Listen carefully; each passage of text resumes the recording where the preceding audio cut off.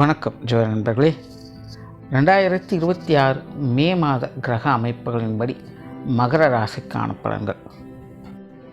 மே மாத கிரக அமைப்புகளை பொறுத்த வரைக்கும் ஒரு சாதகமான நிலைகளாக தான் இருக்குது. இந்த 2026 ஆரம்பித்ததுலேருந்து இந்த கூட்டு கிரக அமைப்புகளால் ரொம்பவுமே கொலாப்ஸாக இருந்த நிலைகளில் இந்த ஏப்ரல் மாத நிலைகள் அப்படிங்கிறது ஓரளவுக்கு கொஞ்சம் ஸ்டெபிலைஸ் ஆக ஆரம்பிச்சது. அதனுடைய தொடர்ச்சியாக இந்த மே மாதமும் பார்த்திங்கன்னா கிரக நிலைகள் ஒரு சராசரியான நிலைகளுக்கு வந்திருக்கு.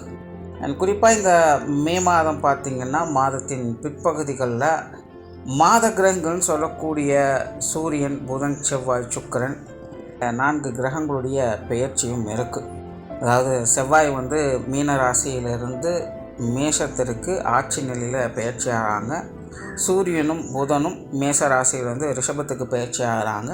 சுக்கிரன் ரிஷபத்தில் ஆட்சி நிலையிலேருந்து மிதுன ராசிக்கு பயிற்சியாக குருவோடு சேர்க்கைப்படுறாங்க. ஸோ இந்த மாதம் சுபகிரகங்கள் சொல்லக்கூடிய குருவும் சுக்கிரனும் இணையக்கூடிய நிலைகள் அப்படிங்கிறதும் இருக்குது. ஸோ இந்த மாத கிரகங்களுடைய பயிற்சிகளும் ஒரு நல்ல நிலையாகவே கருதப்படுது.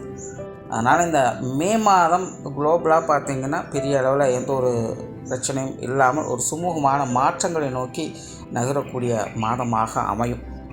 ஒரே ஒரு விஷயம் என்ன அப்படின்னா, இந்த மே மாதத்தில் சீதோஷ்ண மாற்றங்கள் அப்படிங்கிறது அதிகமாக இருக்கும். அதாவது மழையினுடைய தாக்கமும் அதிகமாக இருக்கும், வெயிலினுடைய தாக்கமும் அதிகமாக இருக்கும். அதுலேயும் குறிப்பாக சொல்லணும்னா மாதத்தின் முற்பகுதிகள் மழையினுடைய தாக்கம் இருக்கும், மாதத்தின் பிற்பகுதிகள் வெயிலினுடைய தாக்கம் இருக்கும்.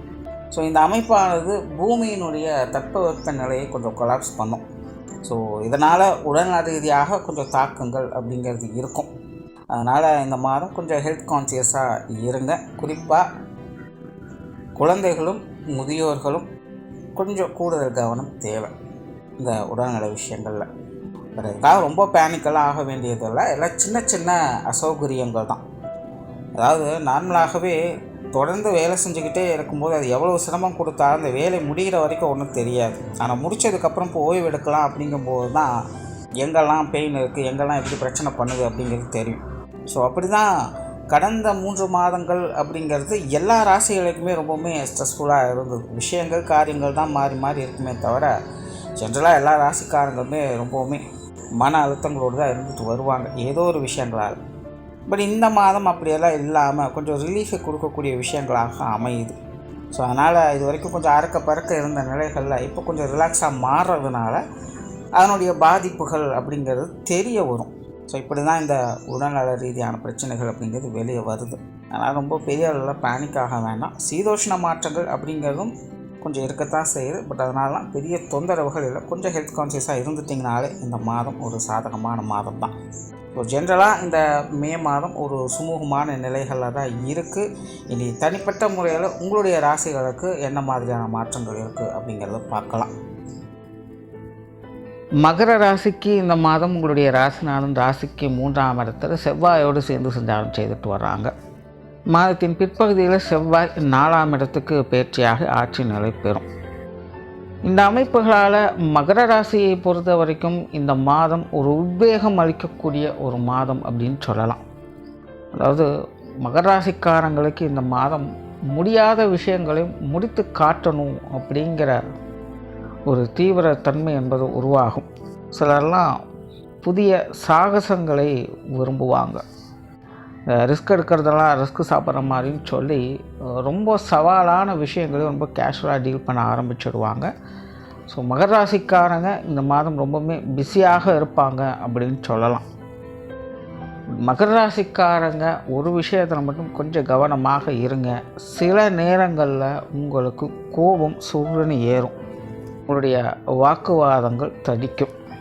ஸோ மகர ராசிக்காரங்க இந்த ஒரு விஷயத்தில் மட்டும் கொஞ்சம் கேர்ஃபுல்லாக இருங்க. மற்றபடி மகரத்தை பொறுத்த வரைக்கும் இந்த மாதம் ஒரு சாதகமான மாதமாகவே இருக்குது. அதே போல் மகர ராசிக்காரங்க இந்த மாதம் கொஞ்சம் உணவு பிரியர்களாகவும் இருப்பாங்க. அதே நேரம் உணவு விஷயங்களில் கொஞ்சம் கட்டுப்பாடுகளும் தேவைப்படக்கூடிய மாதமாக தான் இருக்குது. குறிப்பாக இந்த சீதோஷ்ண மாற்றங்களால் உணவு விஷயங்களில் சில தொந்தரவுகள் வரலாம். ஸோ இது மகர ராசிக்காரங்க கொஞ்சம் கவனமாக பார்த்துக்கங்க. தொழில், வேலை, உத்தியோகம் சம்பந்தப்பட்ட விஷயங்கள் அளவான நிலைகளில் இருக்குது. அதாவது எண்ணம் போல் வாழ்க்கை அப்படின்னு சொல்லுவாங்க. கிட்டத்தட்ட மகர ராசிக்காரங்க இந்த மாதம் தொழில் வேலை உத்தியோகம் சம்மந்தப்பட்ட விஷயங்களில் அப்படி தான் இருப்பாங்க. அவங்களுடைய விருப்பம் போல் அவங்களுடைய எண்ணம் போல் செயல்படணும் அப்படின்னு நினைப்பாங்க. அதில் கொஞ்சம் ரிஸ்க் எடுத்து பார்க்கலாம் அப்படிங்கிற மைண்ட் செட்டெல்லாம் இருக்கும். இல்லை புதுசாக ஏதாவது ட்ரை பண்ணலாம் அப்படிங்கிற மைண்ட் செட்டெல்லாம் இருக்கும். அதெல்லாம் நல்ல விஷயம்தான். பட் என்னென்னா கொஞ்சம் பொறுமையோடும் நிதானத்தோடும் செயல்பட வேண்டியதாக இருக்கும். தொழில் வேலை உத்தியோகத்தை பொறுத்த வரைக்கும் எதையும் எடுத்தோம் கவுத்தோம் அப்படின்னு செய்ய முடியாது. கொஞ்சம் தடை தாமதங்களோடு தான் விஷயங்கள் என்பது நடைபெற்று வரும். கொஞ்சம் பொறுமையாக டீல் பண்ணுங்கள். தொழில் வேலை உத்தியோகம் சார்ந்த விஷயங்களை நன்மைகளை எதிர்பார்க்கலாம். வெளியூர் மற்றும் வெளிநாடு சம்பந்தப்பட்ட விஷயங்கள் சாதகமாகவே இருக்கும். இது சார்ந்த விஷயங்களும் உங்களுடைய முயற்சிகள் நல்லபடியாகவே கை கொடுக்கும்னு சொல்லலாம். இதற்கு இடமாற்றங்கள் போன்ற விஷயங்கள் ஏற்படலாம். அது சார்ந்த முயற்சிகளும் உங்களுக்கு நல்லபடியாகவே கை கொடுக்கும். பொருளாதார விஷயங்களை பொறுத்த வரைக்கும் இந்த மாதம் கொஞ்சம் சாதகமான நிலைகளே இருந்துட்டு வருது. பண வரவுகள் கொஞ்சம் திருப்திகரமாகவே இருக்கும். திடீர் பண வரவுகள் அப்படிங்கிறது உண்டு. கொடுத்த கடன்கள் அல்லது வரா கடன்கள் போன்ற விஷயங்கள் வசூலாக இந்த மாதிரியான விஷயங்களை பார்க்கலாம். ஸோ மகரத்தை பொறுத்த வரைக்கும் ஏதோ ஒரு வகையில் திடீர் பண வரவுகள் அப்படிங்கிறது நல்லபடியாக இருக்கும். நார்மலாகவே இந்த பொருளாதார சமாச்சாரங்கள் அப்படிங்கிறது கொஞ்சம் நல்லபடியாகவே இருக்குது. கொடுக்கல் வாங்கல் விஷயங்கள், கடன் சார்ந்த விஷயங்கள் எல்லாமே கொஞ்சம் சுமூகமாகவே இருக்கும். மாதத்தின் பிற்பகுதியில் கொஞ்சம் சுப விரயங்கள் அதிகரிக்கலாம். ஆடை ஆபரணம் சார்ந்த விஷயங்களில் அல்லது ஆன்மீகம் மற்றும் சுப நிகழ்ச்சிகள் சார்ந்த விஷயங்களுக்காக கொஞ்சம் விரயங்கள் செலவுகள் என்பது ஏற்படலாம். ஸோ முடிஞ்ச அளவுக்கு கொஞ்சம் வீண் விரயங்கள் செலவுகள் போன்ற விஷயங்கள் மட்டும் கவனம் எடுத்துக்கங்க. சொத்து சுகங்களை பொறுத்த வரைக்கும் இந்த மாதம் கொஞ்சம் சாதகமாகவே இருக்குது. மாதத்தின் முற்பகுதிகள் கொஞ்சம் அப்படி இப்படி தான் இருக்கும். பட் மாதத்தின் பிற்பகுதிகள் வீடு வாகன விஷயங்கள் நிலவரங்கள் சம்பந்தப்பட்ட விஷயங்கள் சாதகமான அமைப்புகளை எதிர்பார்க்கலாம். பட் மகரத்தை பொறுத்த வரைக்கும் இந்த அசட் சார்ந்த விஷயங்கள் ஒரு விபரீத யோக அமைப்புகளில் தான் செயல்பட்டுக்கிட்டு இருக்குது. இந்த வீடு வாகன விஷயங்களில் நிலவரங்கள் சம்மந்தப்பட்ட விஷயங்கள் எல்லாத்துலேயுமே சின்ன சின்ன கலகங்கள் அப்படிங்கிறது இருக்கும். உங்களுக்கு பிடிச்சா மற்றவங்களுக்கு பிடிக்காது, மற்றவங்களுக்கு பிடிச்சா உங்களுக்கு பிடிக்காது அப்படிங்கிற மாதிரியான விஷயங்கள்லாம் இருக்கும். கொஞ்சம் கருத்து முரண்பாடுகள், தேவையில்லாத விவாதங்கள் போன்ற விஷயங்கள் அதிகமாக இருக்கும். இதை மட்டும் கொஞ்சம் அட்ஜஸ்ட் பண்ணிக்கோங்க. மற்றபடி இந்த அசட் சார்ந்த விஷயங்களில் நன்மைகளையும் ஆதாயங்களையும் பெறக்கூடிய ஒரு மாதமாக தான் இருக்குது. பூர்வீக சொத்துக்கள் சம்பந்தப்பட்ட விஷயங்களில் கூட ஆதாயங்களை பெற்று வரலாம். குறிப்பாக மகரத்திற்கு இந்த வாகன சுகங்கள் நல்லபடியாகவே இருக்குது. பட் எதுவாக இருந்தாலும் மாதத்தின் பிற்பகுதியிலிருந்து பார்த்துக்கோங்க. குடும்ப விஷயங்கள் காரியங்கள் இந்த மாதம் கொஞ்சம் சாதகமாகவே இருக்குது அப்படின்னு சொல்லலாம். சமீப காலமாக குடும்பத்துக்குள்ள ஒரு விதமான குழப்ப நிலைகளும் மன அழுத்தங்களும் அதிகமாக இருந்து வந்திருக்கும். ஆகாதவங்க நின்னாலும் குத்தம், உட்கார்ந்தாலும் குத்தம்னு சொல்லுவாங்க. அந்த மாதிரி தான் நீங்கள் என்ன சொன்னாலும் சரி, அது மற்றவங்களுடைய செவிகளுக்கு அது வேறு மாதிரி தான் கேட்கும். இதனாலேயே குடும்பத்துக்குள்ளே கொஞ்சம் கூச்சல் குழப்பங்கள் அதிகமாக இருந்து வந்திருக்கும்.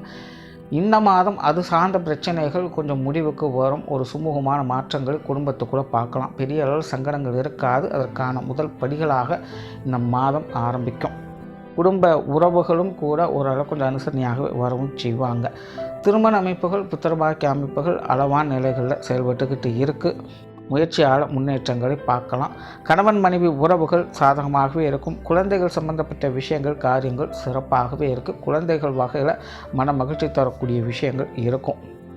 உறவினர்கள் நண்பர்கள் சார்ந்த விஷயங்கள் நல்லபடியாகவே இருக்குது. பெரிய அளவில் எந்த ஒரு குடைச்சலும் இருக்காது. அவங்கவுங்க வேலையில் பார்த்துட்டு இருப்பாங்க. அதனால் உறவினர் நண்பர்கள் சார்ந்த விஷயங்கள்லாம் ஒரு நல்ல விஷயங்களாக பார்க்கலாம்.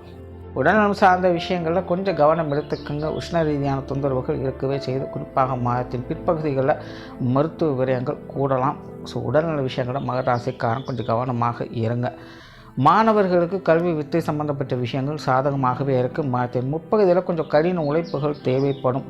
மாதத்தின் பிற்பகுதியில் அந்த உழைப்புகளுக்கு ஏற்ற ஊதியத்தை பெறக்கூடிய நிலைகள் இருக்குது. மாணவர்களுடைய தேவைகள் பூர்த்தியாகும். இடமாற்றங்கள் போன்ற விஷயங்கள்லாம் சிறப்பாகவே இருக்குது. ஸோ மாணவர்களுடைய நிலை இந்த மாதம் எல்லா வகையிலுமே நன்மைகளை தரக்கூடிய வகையில் தான் அமைஞ்சிருக்கு. ஸோ ஓவராலாக மகர ராசியை பொறுத்த வரைக்கும் இந்த மாதம் ஒரு சிறப்பான மாதமாக தான் இருக்குது. பட் முன்னாடி சொன்ன மாதிரி உங்களுடைய முன்கோபத்தை மட்டும் கொஞ்சம் தவிர்த்துக்கங்க. நன்றி, வணக்கம், வாழ்க வளமுடன்.